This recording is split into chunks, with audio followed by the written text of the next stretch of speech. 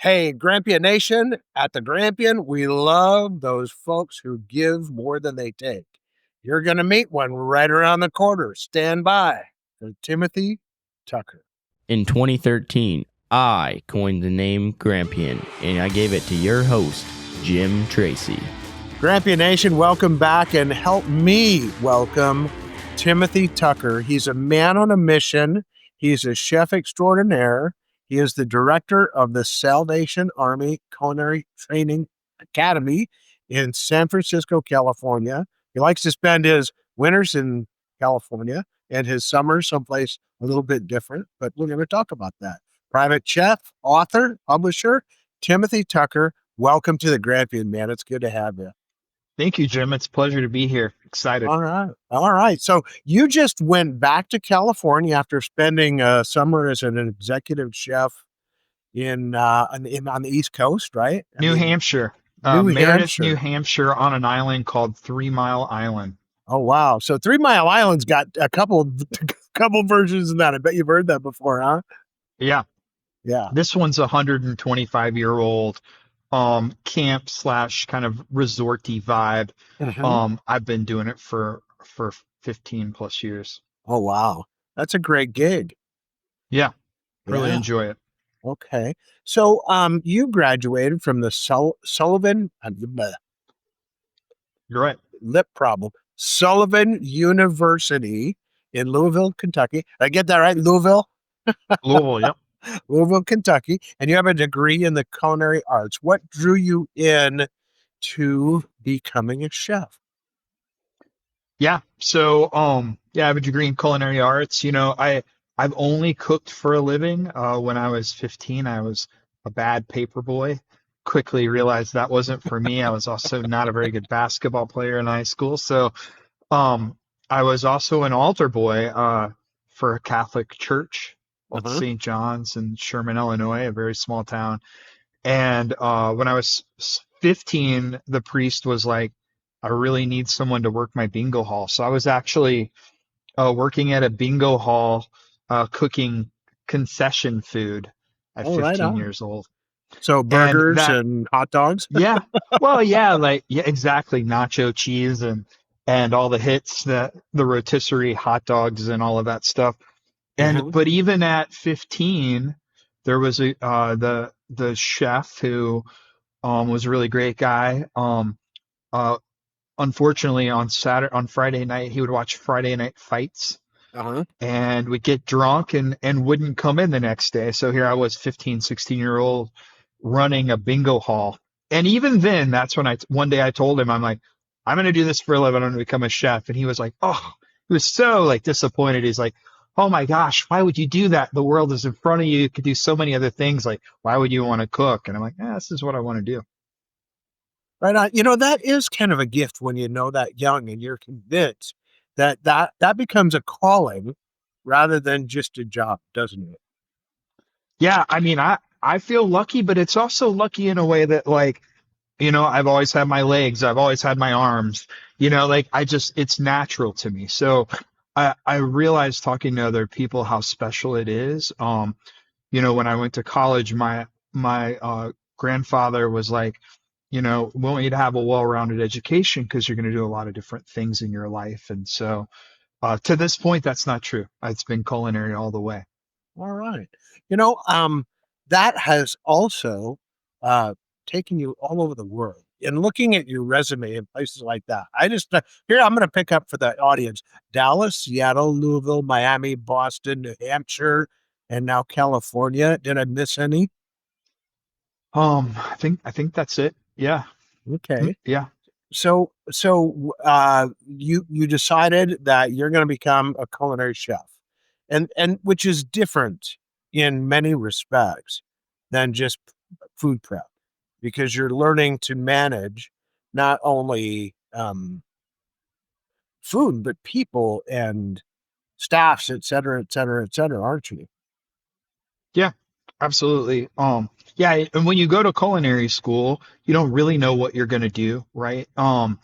You see your favorite chefs at the time. For me, it was people like Emeril Lagasse. The Food Network was just starting. Hmm. So you see that world, you see fine dining world. I actually saw the restaurant I eventually worked at on a place called Great Chefs. That was one of the old school PBS-ish shows. And the mansion on Turtle Creek in Dallas, Texas was on there. It just so happened to have a connection at school, wound up working there. And that was like old school, just dishes, no commentary type stuff. Oh, wow. And that was, that really was reality TV before there was reality TV, Yeah, wasn't it? right. Bring them in, show them exactly what you're doing in the restaurant. All Yeah. right. And then we're from Dallas. Was that your first gig out of school? Yeah, you know what's really funny, Jim, is like I'm getting ready to graduate culinary school, and the brother of Dean Fearing, Greg Fearing, Dean Fearing is one of the old school original celebrity chefs, that first wave of celebrity chefs in the 80s. And they called me a week before 2 weeks before I graduated. This is in May. Um, and they're like, I'm talking to a chef, and they're like, so you're going to come down here? I'm like, yeah, I passed the drug test. I'm all good. Everything's ready to come down. But I would like to graduate. I'd like to go to my graduation ceremony. And he's like, well, you're going to have to make a choice. Either you're going to come down with us in Dallas and move down here, or you're going to go to your graduation ceremony. I'm like, all right, I'm coming. And so I missed my graduation ceremony, but I was so blessed that, Sullivan got way behind what I was doing in Louisville, Kentucky, and it eventually invited me to speak at a graduation. So I was a guest Oh, speaker in honor very of two cool. awards. So I got to go to my graduation just like 20 years later. Did it mean more then? Heck yeah, it did. It I did. bet it did. Yeah, speaking in front of, 3 or 4 thousand people that are graduating. Yeah, it was unbelievable. It was an unbelievable experience. But yeah, so I was at the mansion on Turtle Creek in Dallas, Texas for almost 2 years, Uh-huh. working with an idol.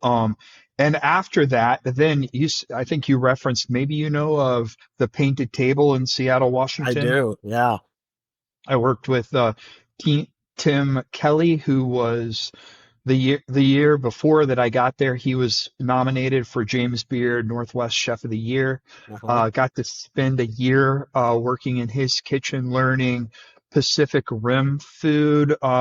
He was born in Thailand, but he was adopted, so it was like a fusion of Thai and French ingredients. And this guy had worked with Jean Georges of the French Laundry, or Jean Georges in New York City, and along with some other just celebrity chefs. So he was doing really creative food, especially for the time. And so you're like just a couple years out of school and you're working with your Yeah, second five-star outfit. I yeah, mean, this is like an epic adventure. And so how long were you in Seattle? yeah. I was there for a year specifically to go work there. Okay. And then I moved back to Louisville, Kentucky, which was kind of like my base. Okay. When I got back to Louisville, you can imagine, after working for these fantastic chefs. I mean, Louisville's unbelievable food culture, but these guys were like top of their craft. So I went back to Yeah. Louisville, and I wasn't quite ready to be a chef. I had about 6, 7 years of culinary experience, and also went to culinary school, but I didn't feel like I wanted to be top level chef, and I didn't really see it there.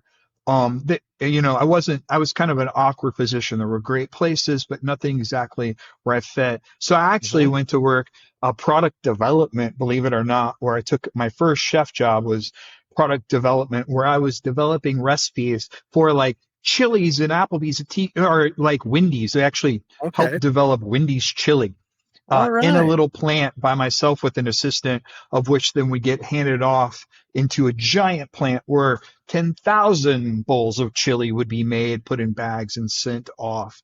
Yeah. And quite a different environment, to say the Yeah, you're least. going from petite to scalable.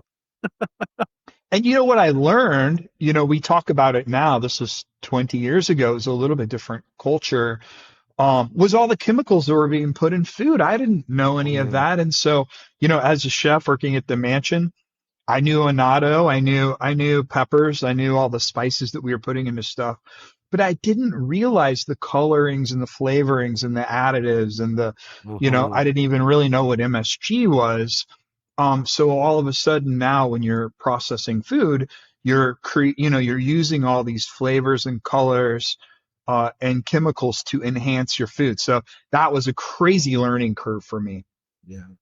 Very I have a difficult. friend who was a chef, and he went into product development, I think for Pillsbury, and he would complain sometimes because he said the hours are way better, but I have to come up with some way to make frozen food taste good. Yeah, exactly. I mean, you're working 9 to 5, Monday through Friday. You get a taste of that life, and that kind of got me. It's like, oh, I want to. It really changed me in that way too. I'm like, oh, this is great. Weekends off, I can go see my favorite band play, Mm. my favorite musical or play, and so that was part of it. And so the other cool thing for me is they were flying. They used to fly out this guy named George Diehouse. I don't know. I haven't talked to him since. I hope he's one of the legends in processed food. They got all these guys from like the Culinary Institute of America in the 80s, Banquet, frozen food. All these guys innovated all this stuff. And so they had the key to the castle. No one else really knows how to do it. And it's like, you think it's easy to recreate Campbell's soup. Well, go try it. It's not easy at all. It's incredibly difficult. And I was a young kid. I was in my early 20s, didn't really know what I was doing. So they were flying out chefs to teach me how to do the art of frozen food. Mm. And one time I had and I got to take these guys out to the best restaurants in town. And one time, one of the chefs told me, he's just like, he started to allude about the health issues with frozen food and stuff like that. And that opened my eyes. I'm like, oh my gosh, yeah, this is actually not healthy for people. I had never really thought about it. And so that kind of started my career, really, is like realizing, okay, the next chapter, A, I'm not really very good at this. And B, it's not really where my heart is. My heart is about healthy food. Food is medicine. And so it led to my Mhm. next job.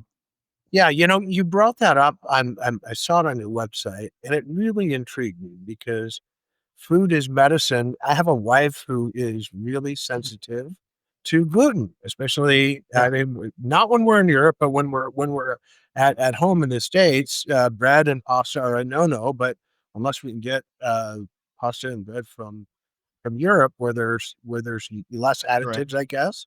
Talk to us about food as medicine. Yeah. And it led to my next job, which that's where I went to work at Fox Hollow, Crestwood, Kentucky, about 30 miles outside of Louisville, 250-acre farm. I was working with doctors, natural medicine slash have MD. Some of those doctors I still am friends with, as well as farmers. And the idea is it's like bed and breakfast. The idea is bringing people in and they would stay there for a couple of weeks and get healthy. They would treat people Mhm. from the biggest illness to the smallest. And it was amazing. I had a farmer that would be growing corn and bring it into the kitchen at 9 o'clock in the morning and we'd serve it at noon.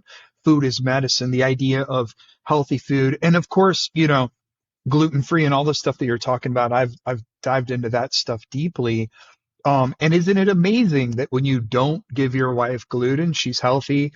There's illnesses that can be prevented from what we eat. We see it all the time. And so Mhm. I got to learn firsthand with the farmer and the doctor that if we all work together, I mean, old school days, that's all it was, right? It was the chef, it was the farmer, the doctor. What else do you really need? I mean, you can argue Yeah. there's a lot, but that's core health and value. And so we got to watch people get healthy by what we were fixing them, food, and then all the other things that the doctors were doing to help people. So then when you talk about farm to table, I was this is always coupled by a cool story. So Yeah. I was down in Texas and they said, "Hey, you're going to have the freshest crab cakes you've ever had." That's called Dungeness crab cakes. And I'm like, time out. Hmm. Time out. We're in Texas. And the place where I live is right next to some place called the Dungeness Spit. And that's where Huh. they get Dungeness crab. So when I say fresh, I mean it was swimming an hour ago.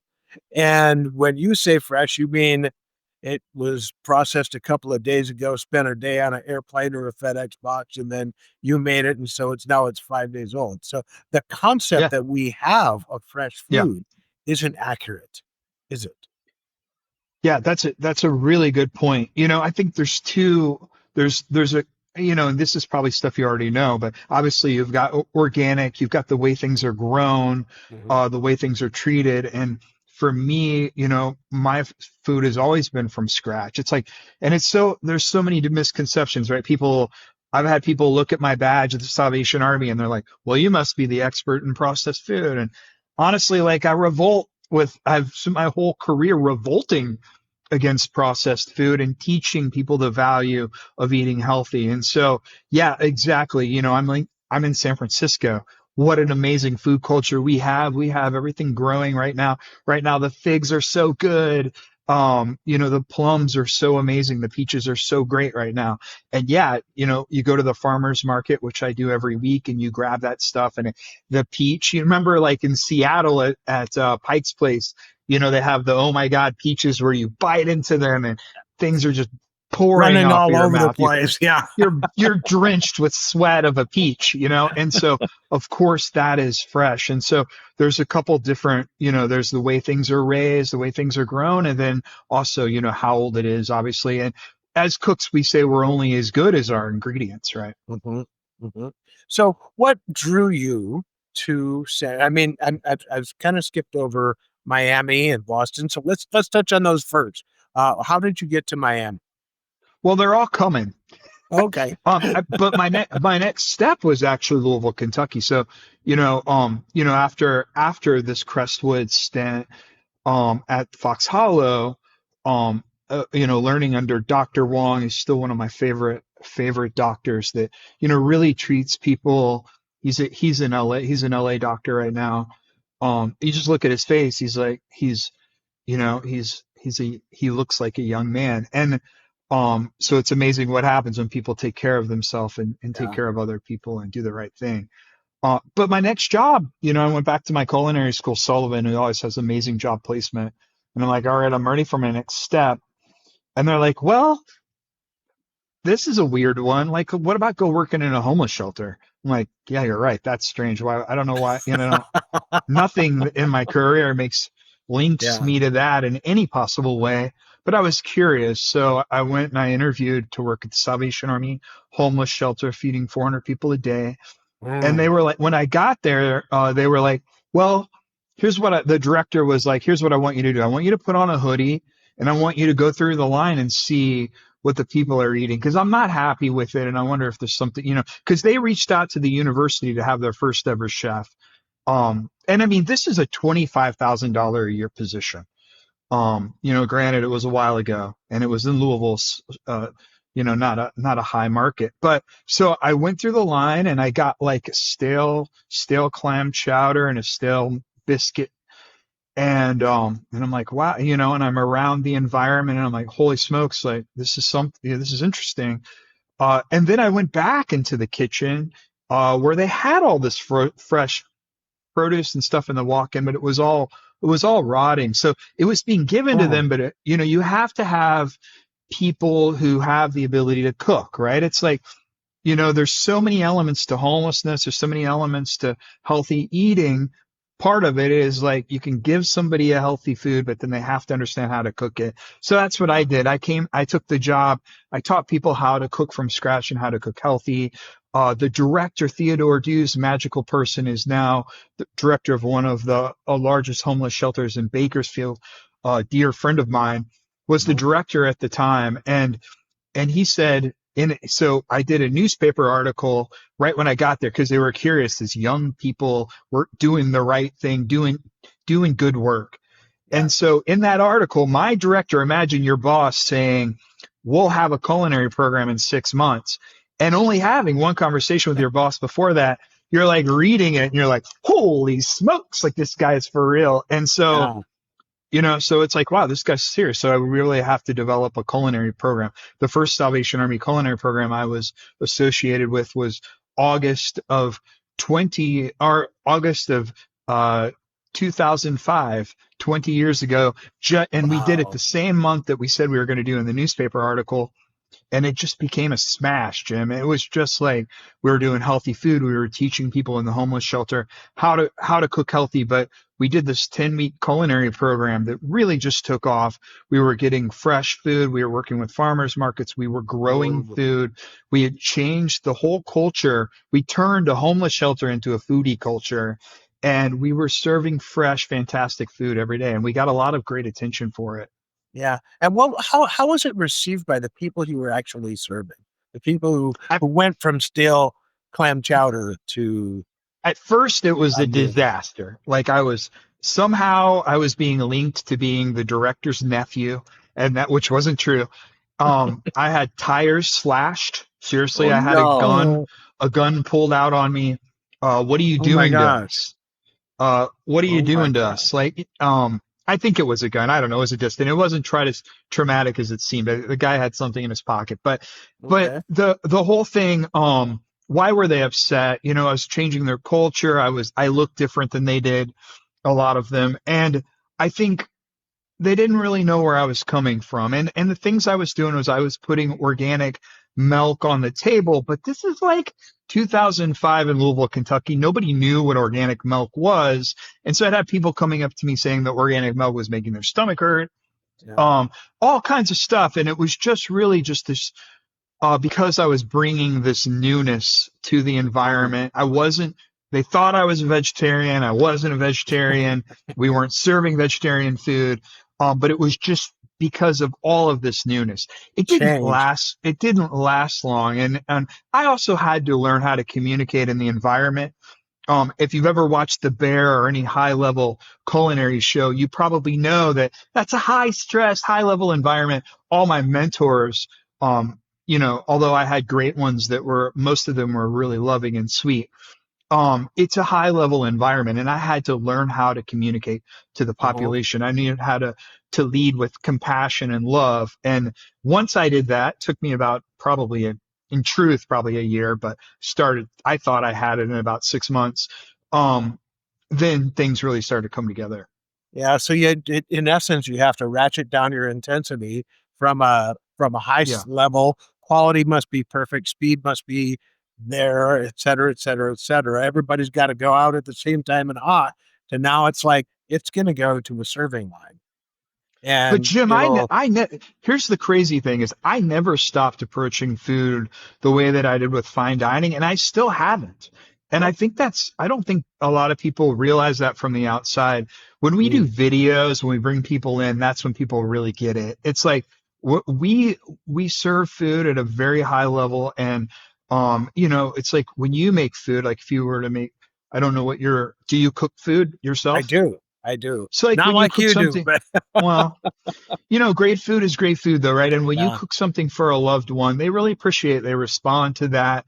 And it really is a great way to win people over in anything that you're doing, whether Mhm. in a business sense or, I once had a meeting with Alice Waters, of Chez Panisse and Berkeley, and she was just like, when I make meals, I always grill bread. It's like Mhm. whenever you're brokering deals, cooking food's always a good idea. Yeah, yeah, for sure. So then, we're going to add Boston into that layer of places that you've worked and traveled or lived, and Yeah. tell us about that because you did it Yeah. again. Yeah. Well, and right before that, I did in Miami, Florida.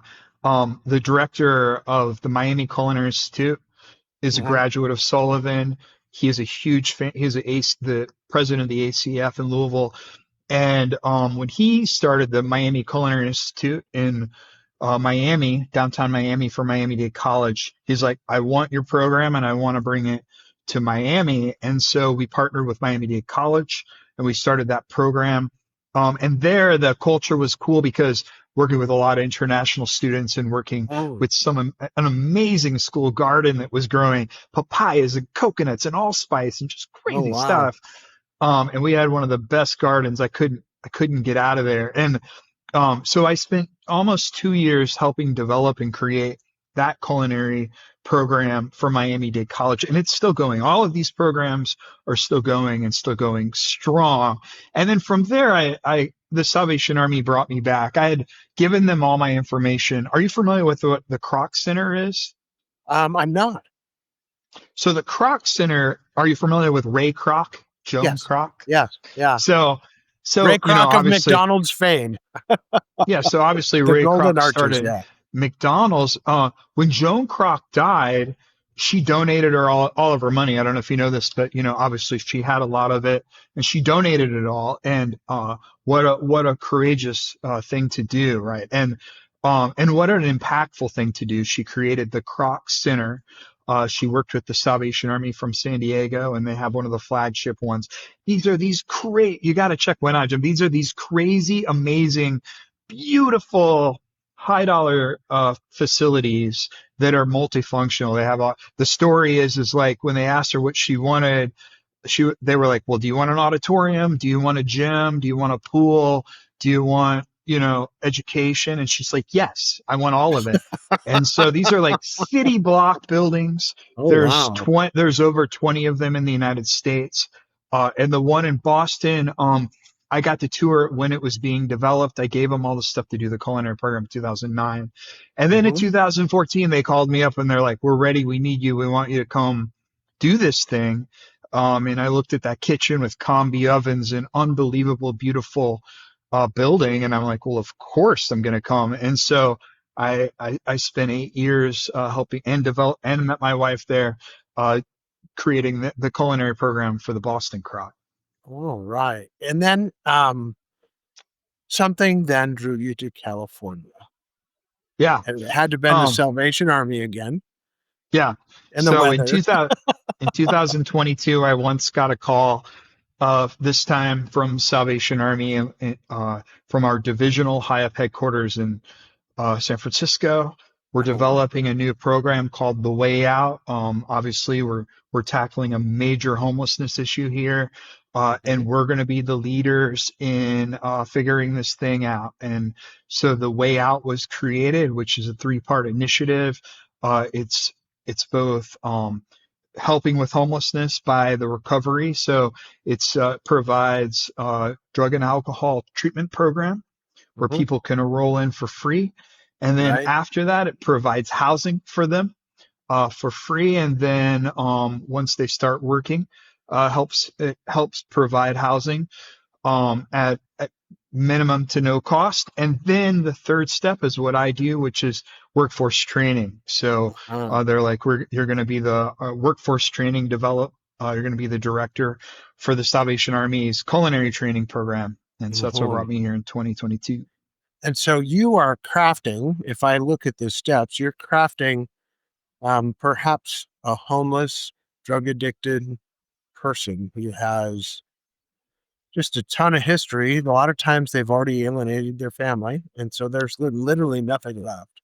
They have to move into a homeless shelter called the Salvation Army. And then Mm. we're going to actually build them back up again and make Yeah, them and employable with a skill set.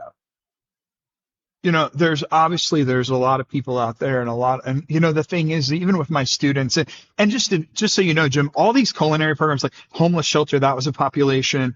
Hmm. Miami-Dade College, that was a population. And then when we Right. went to Boston, that was like a underserved population. This is the first program that I've done that is purely dedicated to not necessarily homelessness, but it's dedicated to people that have recovered from a drug and alcohol treatment program. So we're Okay. not talking about taking somebody from a blanket and throwing them into the kitchen. We're talking about somebody that has already dedicated themselves and to get it together. Yeah. They're not going to look any different than me and you. They're going to Right. smell good. They're dedicated. They're ready to roll. And so we're taking people that are ready for the next step. Yeah. And so at some level, they already made that decision whether we're going to get cleaned up Yeah. and sober, and then Yeah. we're gonna find a way to put these skills to work. It's What so. what the Salvation Army realized, Jim, is it's not just enough. It's kind of like our culinary program. We always get the saying of like feeding a man, teaching someone to fish as opposed to Mhm. feeding him a fish, right? You hear Sure. that over and over again. Yeah. In this particular situation, it's the same thing. I mean, every city in the country, this is no secret, is dealing with opioid addiction, is Mhm. dealing with homelessness. And so what California's been dealing with a long time, and what California realized was that at one point California just tried to give people housing. That didn't work because you can't give somebody who's addicted to drugs and alcohol housing and Yeah. just be like, okay, just be happy. It doesn't work that way, right, Jim? So you got to get them clean and sober. And then you provide them with affordable housing. That's fantastic. But Hmm. then now what? I mean, that's not sustainable. Yeah. You can't just sit in housing all day. So you Yeah. have And to I've have been out some of the sort of job career. market, Yeah. for X number. So I got this big old black Yeah. stain of nothing on my resume. And now I come into an employer and say, hey, I need your help instead of I'm And bringing also, something to the table. Yeah.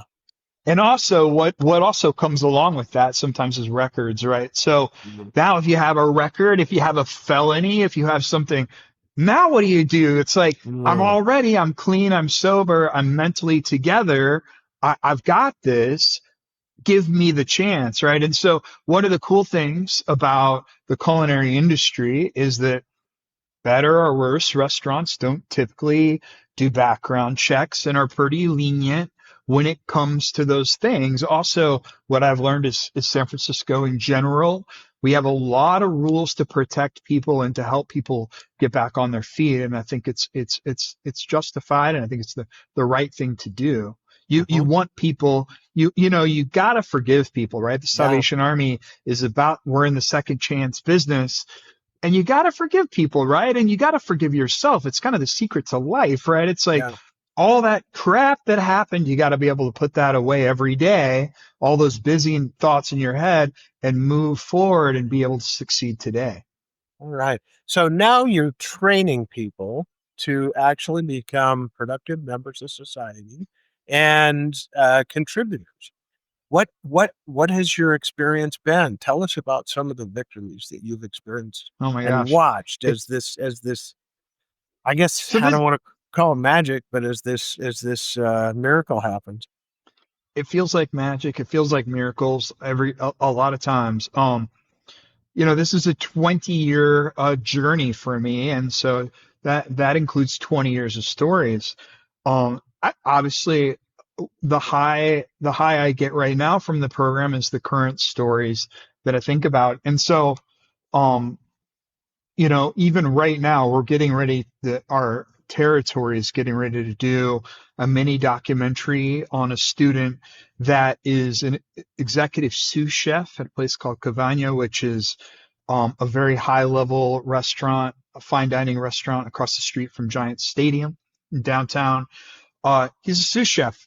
And so this is a guy that completed a Salvation Army drug and alcohol treatment program, Hmm. lived in our housing, then got his own apartment, has an apartment that he loves.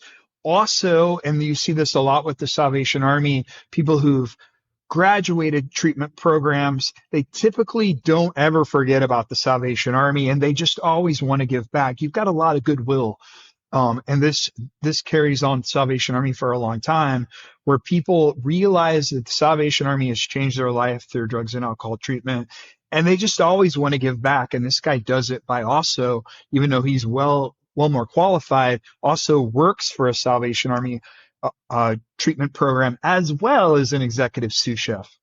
Oh, wow. That's wonderful. That is so wonderful.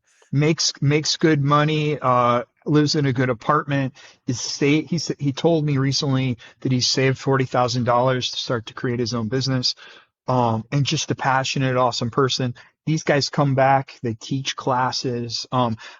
We've got such an honor that Jacques Pepin Foundation helped with our book. But the so do you know who Jacques Pepin is? Yes. So Jacques Pepin is turning 90, and he's having a birthday party in Napa, and he's invited me. We're grant we've received a grant from them, several in the past with Boston, San Francisco, and my book. And what we're getting ready to do, he's going to be there for 4 days. He gets Michelin star chefs to make a dinner, $750 a person.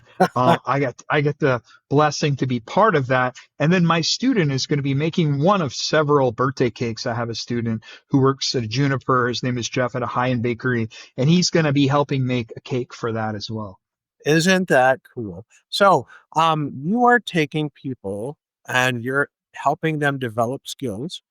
You're helping them build confidence in those abilities. And then you're uh, providing a sustainable career in the development of a career so that they can go out into the marketplace and provide valuable services to an employer. Isn't that Yeah. cool? Isn't I mean Yeah. that's I think I so. mean if that doesn't make you shiver just a little bit, and there's another message in here that doing the right thing is there's never a bad time to do the right thing. Yeah, I think so. I mean, I think so, and I think forgiveness, we all have to just remind ourselves how valuable forgiving ourselves can be, forgiving Mm, other people, because that's the linchpin of all of this. What I see with my students is there's two things that really unlock the keys to the castle. One is confidence, yeah, it's like getting the confidence really, we spend 250 hours in the kitchen gym. We're here for 10 weeks. I run my guys ragged, man. If you come in here, it's going to feel like a Michelin restaurant.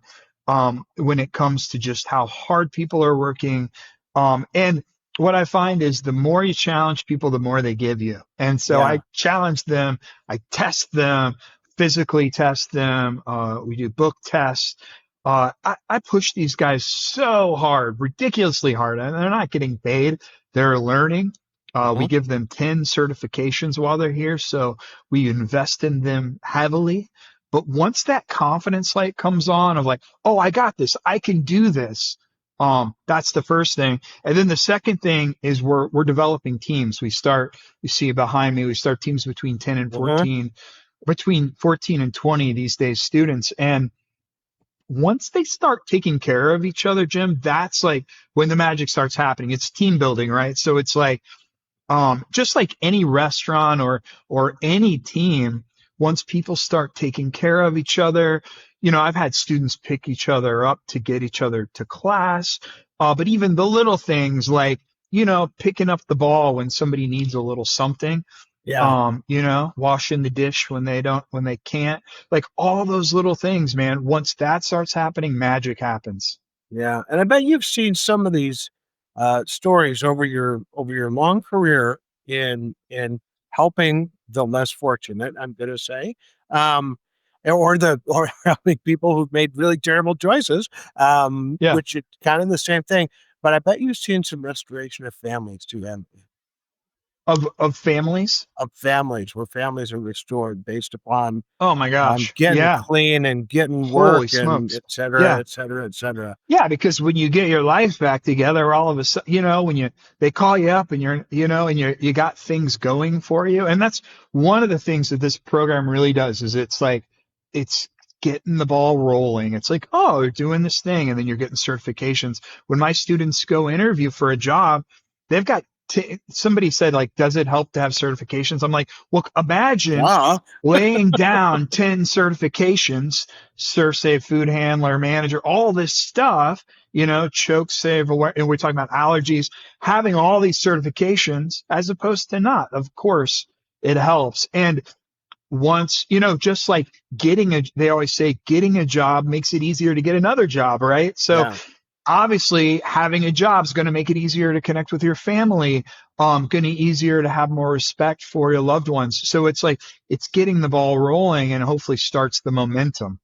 And those credentials are important because they're walking into a job environment. They're not saying, I can do this. They're saying, somebody else said I can do this. Really Yeah, super important, super yeah, I critical. think so All too. right. Yeah, Well, yeah, I would be remiss if I didn't bring up the fact that you teamed up with Amanda, your lovely wife, to write a book called Destination Chef. Tell yeah. us about the book. Hey, There it look at is. there it is. Yeah. So Destination that Chef. And what's the subtitle? so it's a culinary training guide to become food service ready in 10 weeks.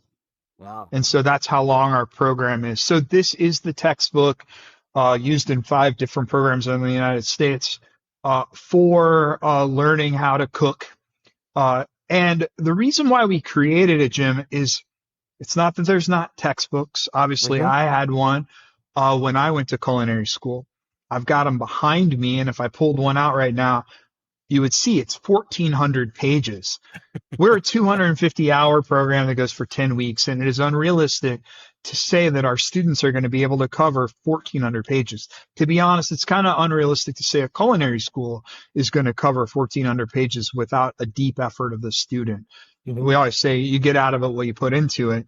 In this Sure. particular situation, you've got about 150 pages of education that goes along with our program with the ultimate goal to help people get work. So it's like, are we training people to get Michelin? Well, yeah, we've had 4 people come out of our program and go work in a Michelin star restaurant. That's happened. But ultimately, what we're trying to do is get basic skills so you don't get yelled at to the point to where you can't come into the kitchen. Your nice skills are good. You know how to do large dice, medium dice, Bernois, chiffonade, those cuts. And then you go in the walk, you know the difference between parsley and cilantro. Well, cilantro should be illegal and parsley is pretty. That's what we know. All right. There's a genetic Timothy. gene, you know that, like, it's genetics where 50% of the population thinks that cilantro tastes like soap. Well, I'm thinking You can it tastes find that like on your DNA. perfume, so I'm pretty close to that guy. That guy right there. Yeah, So, right. Timothy, tell people how to find your book and then how to get in touch with you. Yeah, so we're on Amazon. The book is on Amazon. If you just looked up Destination Chef, you quickly find it. We have a website too. But the easiest way is just on Amazon. If you want to know anything Okay. about our culinary program, could do a quick Google search under Salvation Army Culinary Training Academy, San Francisco. You'll All find right. us there. And what's your website again? It's right. TimothyTucker.com. Yeah. So this is our TIMOTHY, program. TimothyTucker.com. We'll put that in the show notes. Yep. Awesome. Well, it is great. It is an honor. It is my honor to have you on the Grampian. And we always ask this question of somebody before they go, because you obviously, with all the travels and education and commitment, you've lived a big life, sir. And we always like to talk about the champions who actually affected your journey in such a big way that you got to give them props right now. Who's the champion that you can talk about to Right let the here. That folks is know? so those are my grandparents. Oh, wow. That's my grandfather, who And what's your actually was grandfather's name? Al. His name is Al Tucker. My middle name is Al Albert. Tucker. Okay. Um, and he actually was in recovery. I don't know if I've ever told a lot of people about this, but he was actually in recovery of alcohol for the last 30 years Oh, of his my. life. That's not why he was my mentor. He was my mentor because of the love and kindness that he Mm. leaded. And he really set up my career as well, because he actually helped finance my culinary school. What a blessing. You know, as you know, Oh, wow. culinary schools are very expensive and can be debilitating in your career if you don't have the means, right, Sure. or can direct the way that your path goes. And so my path was able to go very freely because I didn't have to answer a phone call of how I was going to pay my college. Right on. Right on. Well, thank you for joining us on the Amper Thank you. Grampian, and thank you, Al Tucker, for allowing Timothy to help all these men in the program. And this is the Grampian, and we want you to keep having those Grampian-sized dreams. And until next time, this is Jim, and I am out. Thank you, Jim. When you get an opportunity, subscribe or follow wherever you get your podcast.